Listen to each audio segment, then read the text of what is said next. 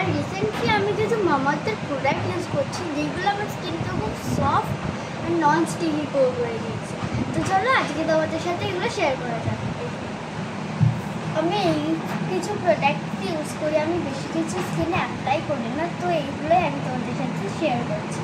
ফার্স্টেই আমি ইউজ করি মামাআর্থের ভিটামিন সি ফেস সিরাম। এইটা একদমই হোয়াইট কাস্ট করে না, আর এটা স্কিনের জন্য খুব ভালো। এই দেখো আমি তোমাকে এখানে দেখিয়ে দিচ্ছি।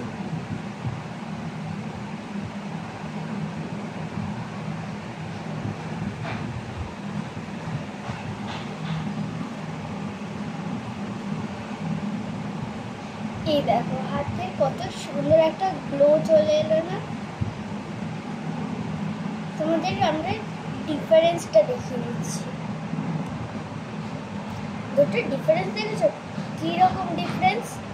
দেন আমি ইউজ করি মামাআর্থের অ্যালোভেরা জেল।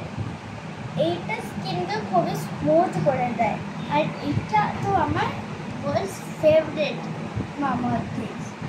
এটাও আমি তোমাদের অ্যাপ্লাই করে দেখে দিচ্ছি। এটা আমি ওটার উপরেই করছি, এটার উপরে করলেও দেখাচ্ছি, আর এটা আলাদাভাবে করলেও দেখাচ্ছি। এই দেখো এটার উপরে না করাই ভালো, বাট তোমাদের যদি করতে হয় তো করতে পারো, অতটা ননস্টিক হবে না।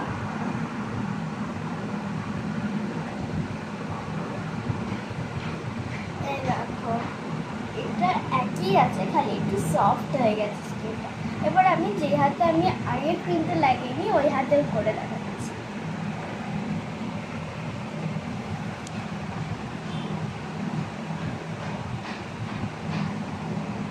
দেখো স্কিনের এটা কত সুন্দর গ্লো চলে এসছে না? তো আমার তো এটা ফেভারিট। দেন লাস্ট আমি ইউজ করি এই রাইস ফেস ওয়াশটা মামাআর্থের। এটাকেও আমি দেখিয়ে দিচ্ছি। এবার আমি যে এত কিছু মাখলাম এগুলোকেও তো তুলতে হবে, তো তার জন্য আমি এটাও এগুলোর উপরেই দিচ্ছি। এটা একদম অল্প নিলেই হয়ে যায়, একদম বেশি লাগে না। আমি জল দিয়ে করছি নর্মাল। খুব সুন্দর ক্যাচা হয় দোকানিতে।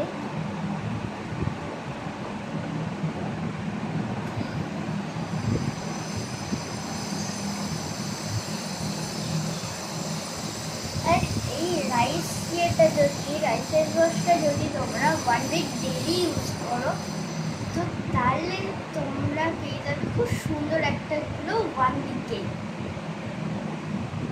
তোমাদের সাথে কথা বলতে বলতে কিন্তু আমার ফেস ওয়াশটা করা হয়ে গেছে, তো এটাকে এবার রিমুভ করা যায়।